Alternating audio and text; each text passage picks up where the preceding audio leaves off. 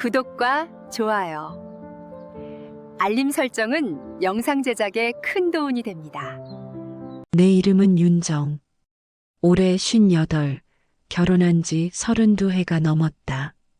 아침 6시, 알람이 울리기 전에 눈이 떠진다. 옆자리의 남편은 벌써 일어나 세면대에서 면도를 하고 있다. 나는 이불을 정리하고 부엌으로 향한다. 된장찌개 냄새가 집안에 퍼진다. 남편은 식탁에 앉아 신문을 읽는다. 밥 먹었어? 응. 우리의 아침 대화는 늘 이렇다. 짧고 건조하고 습관적이다. 남편과 나는 대학 동기였다. 1987년 캠퍼스 은행나무 아래서 처음 만났다. 그때 그는 나를 햇살 같은 사람이라 불렀다. 내가 웃으면 주변이 환해진다고, 내 목소리를 듣는 것만으로도 하루가 행복하다고 말했다. 결혼식 날 나는 그의 손을 꼭 잡고 말했다. 당신이 힘들 때마다 내가 옆에 있을게. 평생 당신의 햇살이 되어줄게. 그 약속을 지키느라 내 인생 대부분을 그 사람 곁에서 보냈다. 첫째 아들 민수를 낳았을 때 남편은 회사 일로 병원에 오지 못했다. 출산의 고통 속에서 나는 혼자 아기를 맞이했다. 간호사가 남편은요? 라고 물었을 때 나는 웃으며 대답했다. 일이 바빠서요. 괜찮아요. 둘째 딸 지은이를 낳았을 때도 마찬가지였다. 남편은 승진을 앞두고 있었고 나는 그를 이해했다. 당신 일이 더 중요하니까. 난 괜찮아. 아이 둘을 키우는 동안 나는 윤정이라는 이름을 잃어갔다. 학교에선 민수 엄마, 동네에선 503호 아줌마, 남편의 회사 모임에선 김 과장 사모님. 아무도 내 이름을 부르지 않았다. 남편과의 대화는 점점 짧아졌다. 내일 회식이야. 조심히 다녀와. 애들 학원비 얼마야? 이번 달엔 좀 더 들어갔어. 그게 전부였다. 우리는 같은 집에 살았지만 서로 다른 세상에 있었다. 밤이면 침대에 누워 천장을 바라봤다. 남편은 내 옆에서 코를 골았다. 손을 뻗으면 닿을 거리였지만 그 거리가 너무 멀게 느껴졌다. 언제부터였을까? 우리 사이에 이렇게 넓은 강이 흐르게 된 건. 어느 날 거울을 보다가 깨달았다. 내 얼굴에서 빛이 사라졌다는 것을. 웃어도 눈이 웃지 않았다. 누군가 요즘 어때? 라고 물으면 나는 자동적으로 대답했다. 괜찮아요. 다 좋아요. 괜찮지 않았다. 좋지 않았다. 하지만 그 말을 할 곳이 없었다. 아이들이 자라 집을 떠났다. 민수는 서울에서 직장을 다녔고 지은이는 결혼해서 부산으로 갔다. 넓은 집에 남편과 나 단둘만 남았다. 더 외로웠다. 예전엔 아이들 때문에라도 대화가 있었다. 민수 성적이, 지은이가 요즘, 이제 그마저 없었다. 저녁을 먹고 나면 남편은 소파에 앉아 TV를 봤고 나는 주방에서 설거지를 했다. 물소리만 시끄러웠다. 어느 날 밤 남편에게 물었다. 우리 이번 주말에 영화 볼까? 피곤해. 다음에. 다음은 오지 않았다. 나는 점점 존재감이 사라졌다. 아침에 일어나도 밤에 잠들어도 내가 여기 있다는 걸 아무도 몰랐다. 남편은 내가 아픈지, 웃고 있는지, 우는지조차 관심이 없었다. 56번째 생일날 남편은 잊고 있었다. 저녁 식탁에 앉아 밥을 먹다가 문득 말했다. 아, 오늘 당신 생일이었구나. 미안. 케이크라도 살걸. 괜찮아. 나는 또 그렇게 말했다. 괜찮다고. 하지만 그날 밤 물을 틀어놓고 욕실에서 한참을 울었다. 그런 나에게 어느 날 한 남자가 말을 걸었다. 오늘도 수고 많으셨어요. 그는 우리 아파트 단지 앞 작은 카페 주인이었다. 50대 중반쯤 되어 보였고 차분한 목소리를 가지고 있었다. 나는 일주일에 서너 번 산책하다가 그 카페에 들렀다. 아메리카노 한 잔을 시키고 창가 자리에 앉아 사람들을 바라보는 게 내 유일한 낙이었다. 감사합니다. 나는 짧게 대답하고 자리에 앉았다. 평범한 인사였다. 하지만 이상하게도 그 말이 내 마음 한구석을 조용히 흔들었다. 수고 많으셨어요. 그 말을 마지막으로 들은 게 언제였을까? 남편은 한 번도 그런 말을 하지 않았다. 아이들도 자기 일에 바빠서 엄마가 뭘 하는지 관심이 없었다. 다음 날도 그 다음 날도 카페에 갔다. 그는 매번 미소를 지으며 인사했다. 오늘 날씨 참 좋죠? 요즘 웃는 얼굴 보기 힘드네요. 이 의자가 더 편할 거예요. 햇살도 잘 들고. 그의 말들은 짧았지만 따뜻했다. 마치 오랫동안 얼어있던 땅에 봄비가 스며드는 것 같았다. 어느 날 그가 커피를 가져오며 조심스럽게 물었다. 혹시 요즘 많이 힘드세요? 나는 깜짝 놀라 그를 쳐다봤다. 어떻게 알았을까? 나는 늘 웃는 얼굴로 왔는데. 아니요, 괜찮아요. 괜찮은 척하는 게 더 힘들죠. 그 말에 눈물이 날 뻔했다. 나는 황급히 고개를 돌렸다. 죄송해요. 괜한 말 했나요? 아니에요. 그냥 처음 들어본 말이라서요. 그날 이후 그와 나는 조금씩 이야기를 나누기 시작했다. 그의 이름은 강민호.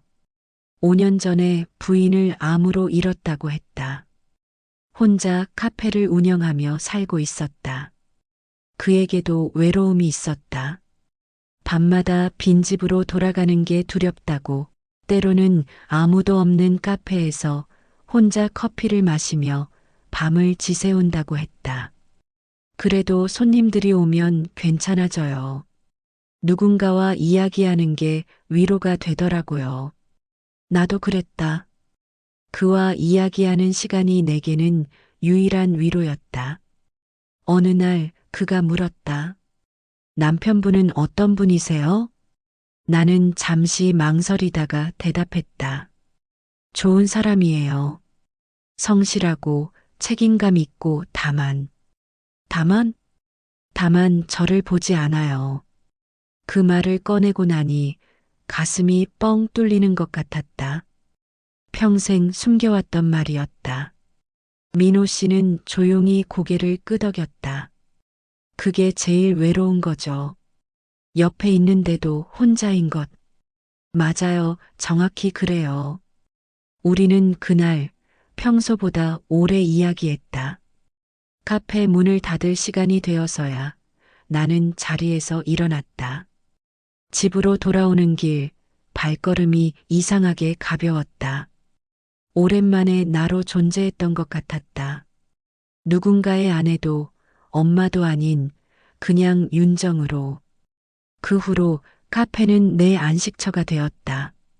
매일 오후 2시 나는 민호 씨의 카페로 향했다.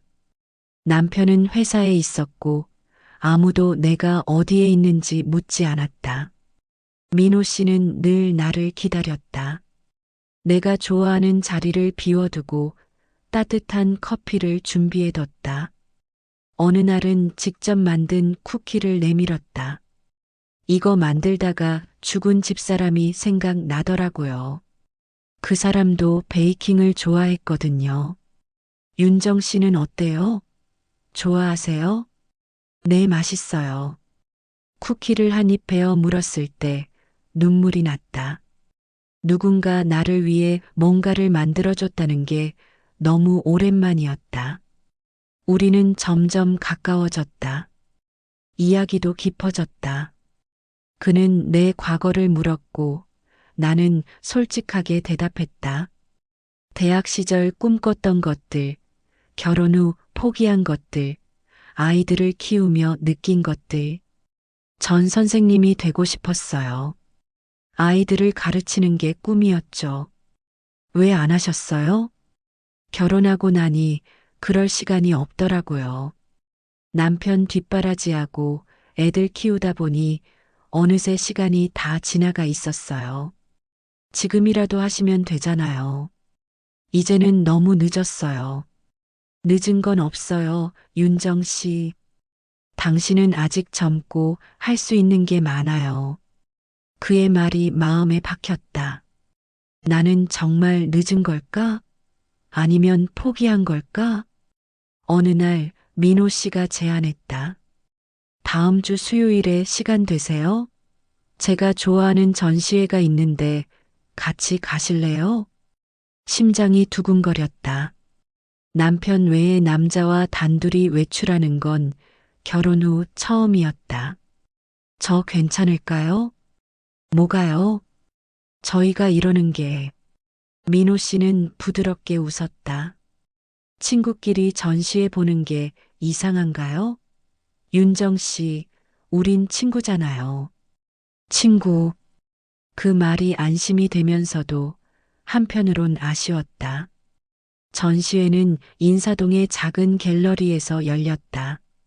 수채화 작품들이 벽에 걸려 있었고 조용한 음악이 흘렀다. 민호 씨는 그림 하나하나를 설명해 줬다. 이 그림 봐요. 햇살이 창문을 통해 들어오는 걸 표현한 거예요. 빛이 들어오면 모든 게 달라 보이죠.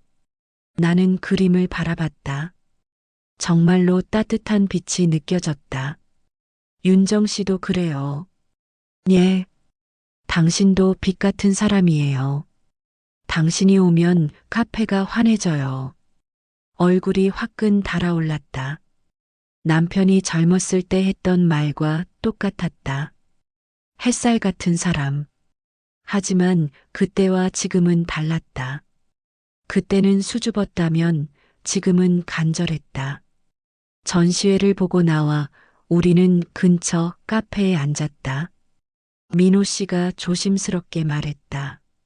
오늘 정말 즐거웠어요. 오랜만에 이렇게 편한 시간을 보냈네요. 저도요. 윤정 씨, 혹시 제가 너무 선을 넘는 것 같나요? 무슨 말씀이세요? 솔직히 말하면 요즘 당신 생각을 많이 해요.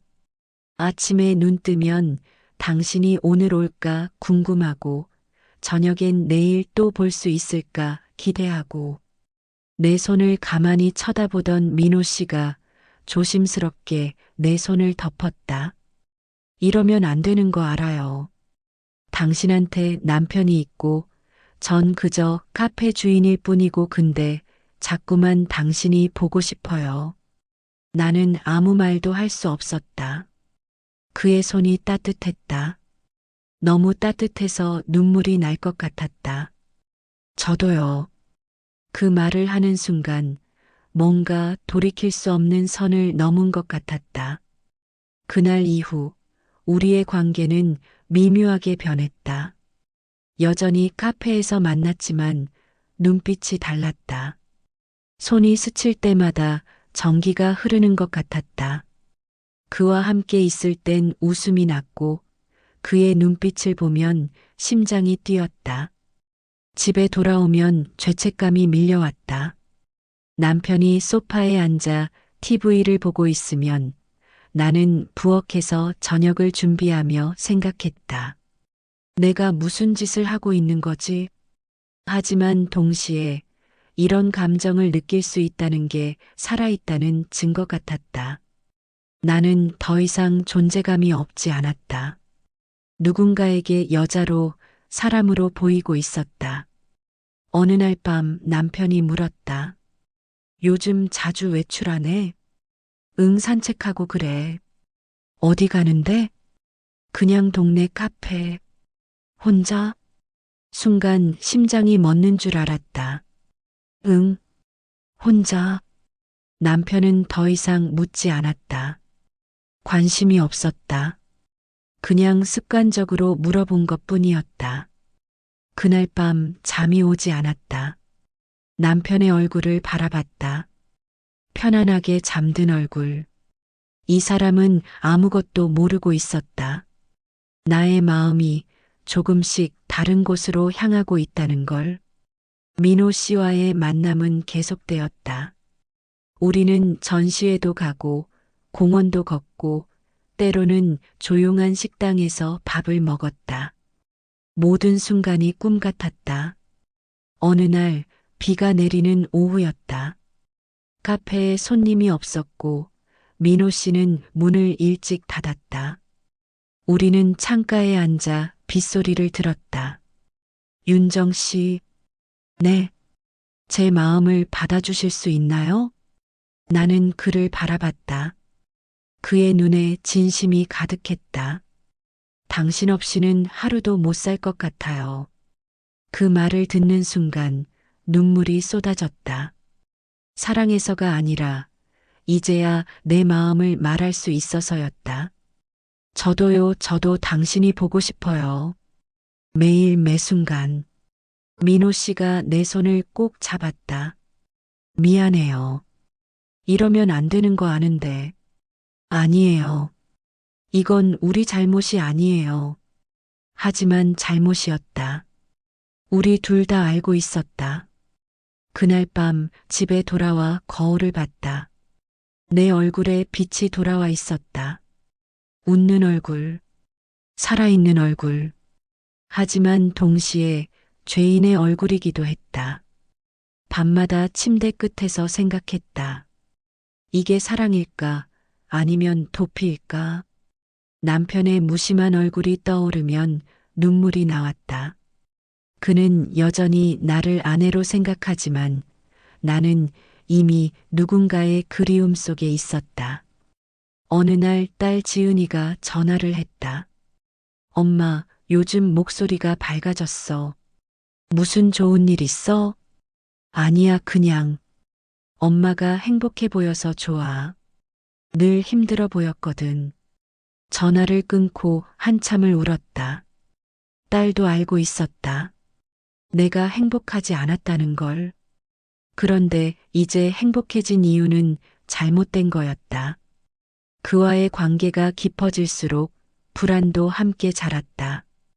한쪽은 따뜻했고 한쪽은 죄스러웠다. 나는 매일 기도했다. 하느님, 저를 용서하지 마세요. 그 대신 오늘 하루만은 행복하게 해주세요. 어느 날 민호 씨가 말했다. 같이 여행 갈까요? 단 하루만이라도. 여행이요? 네. 바다가 보고 싶어요. 당신과 함께. 나는 망설였다. 하지만 결국 고개를 끄덕였다. 우리는 강릉으로 갔다. 동해 바다가 눈앞에 펼쳐졌다. 민호 씨와 나는 손을 잡고 해변을 걸었다. 파도 소리가 들렸고 바람이 불었다. 행복해요? 네, 너무 행복해요. 저도요. 우리는 해질녘까지 바다를 바라봤다. 그리고 작은 민박에서 하룻밤을 보냈다. 아무 일도 일어나지 않았다. 그저 손을 잡고 이야기만 나눴다. 그것만으로도 충분했다. 하지만 집으로 돌아오는 길, 무거운 돌덩이가 가슴을 짓눌렀다. 현실은 잔인했다. 어느 날 남편의 회사 동료 부인에게 전화가 왔다. 윤정 씨, 혹시 요즘 다른 남자 만나요? 심장이 멎었다. 누가 봤대요? 인사동에서 어떤 남자랑 손잡고 있는 거. 아니에요, 오해예요. 조심하세요. 소문나면 남편한테 안 좋잖아요. 전화를 끊고 손이 떨렸다. 들킬 뻔했다. 아니, 이미 들킨 건지도 몰랐다. 그날 밤 남편을 바라봤다. 여전히 무심한 얼굴로 TV를 보고 있었다. 이 사람은 아무것도 모르고 있었다. 나의 배신을, 나의 마음을. 다음 날 민호 씨를 만났다. 그리고 말했다. 우리 이제 그만 만나는 게 좋을 것 같아요. 민호 씨는 놀란 표정으로 나를 바라봤다. 왜요? 무슨 일 있었어요? 소문이 날 것 같아요.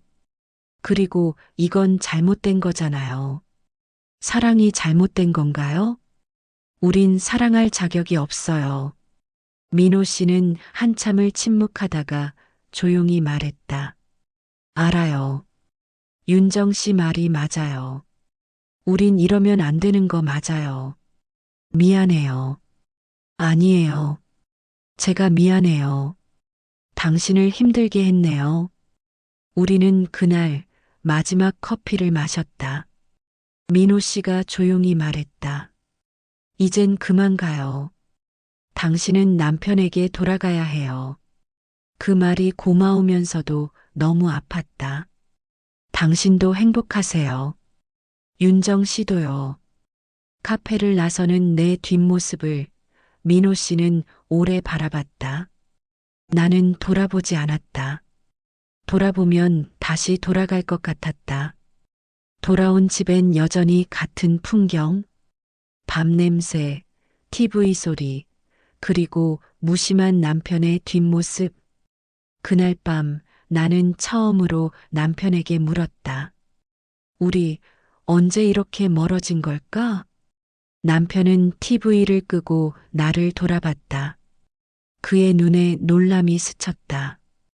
갑자기 왜 그래? 그냥 궁금해서. 우리 언제부터 이렇게 대화가 없어졌지?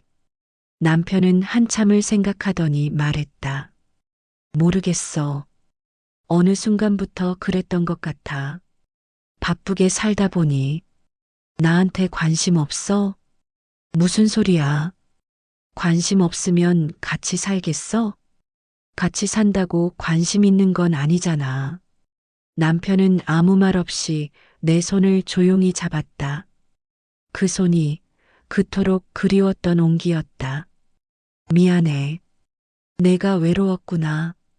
그 말에 눈물이 쏟아졌다. 응, 많이 외로웠어. 나도 사실 외로웠어. 근데 표현을 못하겠더라. 우리는 그날 밤 오랜만에 이야기를 나눴다. 서로의 외로움에 대해, 지나간 시간들에 대해, 그리고 앞으로에 대해. 남편이 말했다. 우리 다시 시작해보자. 데이트도 하고, 여행도 가고. 정말? 응. 늦었지만 지금이라도. 그날 밤 오랜만에 남편의 품에 안겼다. 민호 씨만큼 떨리진 않았다. 하지만 편안했다. 오래된 이불 같은 익숙한 온기였다. 지금 나는 매일 같은 기도를 드린다. 그때의 내 마음을 잊지 않게 해달라고. 민호 씨와의 시간은 잘못이었을지 몰라도 그 시간 덕분에 나는 깨달았다. 내가 얼마나 사랑에 굶주려 있었는지, 얼마나 인정받고 싶어 했는지. 그건 불륜이 아니라 내가 사람으로 존재했다는 증거였다. 오늘은 결혼 33주년 기념일이다. 남편이 꽃다발을 들고 왔다. 축하해, 여보. 고마워요. 우리는 함께 외식을 하러 나갔다. 레스토랑에 앉아 와인을 마시며 이야기를 나눴다. 예전처럼 침묵만 흐르지 않았다. 요즘 어때? 좋아. 당신은? 나도 좋아. 요즘 너랑 있으면 편해. 남편의 손이 내 손을 덮었다. 나는 그 손을 꼭 잡았다. 완벽하진 않다. 여전히 남편은 무심할 때가 있고, 나도 가끔 민호 씨가 생각난다. 그 카페 앞을 지날 때면 가슴이 먹먹해진다. 하지만 더 이상 그곳엔 가지 않는다. 얼마 전 지은이가 물었다. 엄마, 요즘 많이 좋아 보여. 아빠랑 잘 지내? 응. 우린 다시 시작했어. 다시 시작? 응. 서로를 다시 알아가는 중이야. 지은이가 웃으며 말했다. 좋다. 우리 엄마 아빠가 다시 연애하네. 연애. 맞다. 우리는 지금 다시 연애하고 있다. 어제는 남편과 함께 영화를 봤다. 손을 잡고 극장에 들어갔다. 젊은 커플들 사이에서 우리는 조금 어색했지만 행복했다. 영화가 끝나고 나오는 길에 남편이 말했다. 우리 젊었을 때 생각나네. 자주 영화 보러 다녔잖아. 맞아. 그땐 돈도 없어서 싸구려 극장만 갔었지. 그래도 행복했어. 응, 행복했어. 우리는 손을 잡고 집으로 걸어왔다. 거리에 가로등이 켜지고 우리의 그림자가 길게 늘어졌다. 두 개의 그림자가 하나처럼 겹쳐졌다. 집에 도착해 침대에 누우며 남편이 물었다. 여보, 나한테 물어볼 거 없어? 뭐? 작년에 당신이 좀 이상했거든. 자주 외출하고 표정도 밝아지고 혹시 누구 만난 거 아닌가 싶었어. 심장이 철렁 내려앉았다. 알고 있었어? 어렴풋이는. 근데 묻고 싶지 않았어. 그게 내 잘못 같아서. 미안해요. 아니야. 당신이 미안할 거 없어. 내가 너를 너무 외롭게 했지. 그러니까 다른 사람한테 기댄 거잖아. 눈물이 났다. 그 사람이랑은 아무 일도 없었어. 그냥 대화만 했어. 알아. 당신이 그런 사람 아니잖아. 그래도 내가 그 사람한테 마음이 갔다는 건 내가 남편으로서 부족했다는 뜻이지. 당신 잘못이 아니에요. 우리 둘 다 잘못이야. 서로를 놓쳐버렸으니까. 남편이 나를 안았다. 오랜만에 느끼는 따뜻함이었다. 이제 놓치지 않을게. 약속해. 나도 약속할게. 우리는 그렇게 안고 잠들었다. 오늘 아침 산책을 나갔다. 민호 씨의 카페 앞을 지나쳤다. 문이 닫혀 있었다. 유리창에 임대 표시가 붙어 있었다. 민호 씨는 떠난 것 같았다. 가슴이 뜨끔했지만 동시에 안도감도 들었다. 이제 정말 끝이구나. 우리의 짧은 봄은 이렇게 끝나는구나. 집으로 돌아오는 길에 꽃집에 들렀다. 작은 튤립 한 다발을 샀다. 집에 도착해 꽃병에 꽂으며 생각했다. 사람들은 말한다. 황혼의 사랑은 위험하다고. 하지만 나는 이제 안다. 진짜 위험한 건 마음이 말라가는 결혼이다. 서로의 존재를 모른 척한 채 같은 집에 살면서도 외로움에 썩어가는 것. 그게 더 잔인했다. 민호 씨는 내 마음속에 있는 또 다른 나를 꺼내줬다. 내가 얼마나 외로웠는지, 얼마나 사랑받고 싶었는지, 또 다른 나를 통해 나는 나를 다시 찾을 수 있었다. 그리고 그 발견 덕분에 남편과의 관계도 다시 시작할 수 있었다. 사랑은 때때로 잘못된 문으로 들어온다.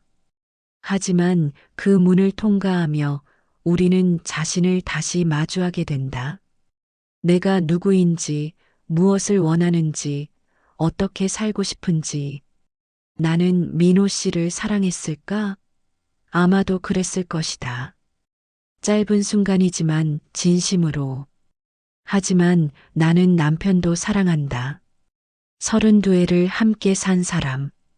아이를 낳고 집을 꾸리고 인생의 무게를 함께 짊어진 사람. 그 사랑은 달랐다. 불꽃처럼 타오르는 사랑이 아니라 촛불처럼 조용히 타는 사랑.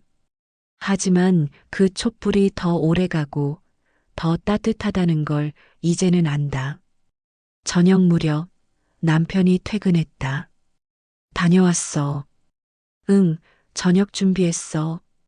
당신 좋아하는 된장찌개. 고마워. 식탁에 마주 앉아 밥을 먹으며 남편이 말했다. 이번 주말에 강릉 갈까? 바다 보고 싶어. 강릉. 민호 씨와 갔던 곳. 잠시 망설이다가 고개를 끄덕였다. 좋아. 같이 가자. 일찍 출발해서 해돋이 보고 오자. 그래. 이번엔 남편과 함께 그 바다를 볼 것이다. 새로운 기억으로 덮을 것이다. 밤이 되어 침대에 누웠다. 남편은 내 옆에서 책을 읽고 있었다. 나는 천장을 바라보며 생각했다. 인생은 참 아이러니하다. 다른 사람을 사랑하고 나서야 옆에 있는 사람의 소중함을 깨달았다. 떠나려고 했던 순간에 머물러야 할 이유를 발견했다. 민호 씨, 당신은 지금 어디에 있나요? 행복한가요? 당신도 누군가를 다시 만났나요? 나는 당신을 잊지 않을 거예요. 하지만 더 이상 그리워하지는 않을 거예요. 당신은 내 삶의 한 페이지였어요. 아름답지만 넘어가야 할 페이지. 감사했어요. 나를 다시 살아있게 해줘서, 나를 윤정이라고 불러줘서, 이제 나는 내 자리로 돌아갑니다. 남편 옆으로, 내 삶으로. 남편이 책을 덮고 불을 껐다. 잘 자, 여보. 당신도 잘 자요. 남편의 손이 내 손을 찾았다. 나는 그 손을 꼭 잡았다. 어둠 속에서 남편의 숨소리가 들렸다. 규칙적이고 편안한 숨소리. 그 소리를 들으며 나도 잠이 들었다. 꿈속에서 나는 바다를 걷고 있었다. 옆엔 누가 있었다. 얼굴은 보이지 않았다. 하지만 손은 따뜻했다. 파도 소리가 들렸고 바람이 불었다. 행복해요? 누군가 물었다. 네, 행복해요. 나는 대답했다. 그리고 정말로 행복했다. 사랑은 때로 우리를 길 잃게 만듭니다. 하지만 그 길을 헤매며 우리는 우리 자신을 찾습니다. 윤정의 이야기는 끝났지만 그녀의 삶은 계속됩니다. 남편과 함께 새로운 페이지를 써내려가며 황혼의 사랑은 위험하지 않습니다. 진짜 위험한 건 사랑을 포기하는 것입니다. 자신을 포기하는 것입니다. 당신의 옆에는 누가 있나요? 그 사람을 마지막으로 제대로 본 게 언제인가요? 오늘 손을 잡아보세요. 오늘 사랑해라고 말해보세요. 너무 늦기 전에. 구독과 좋아요, 알림 설정은 영상 제작에 큰 도움이 됩니다.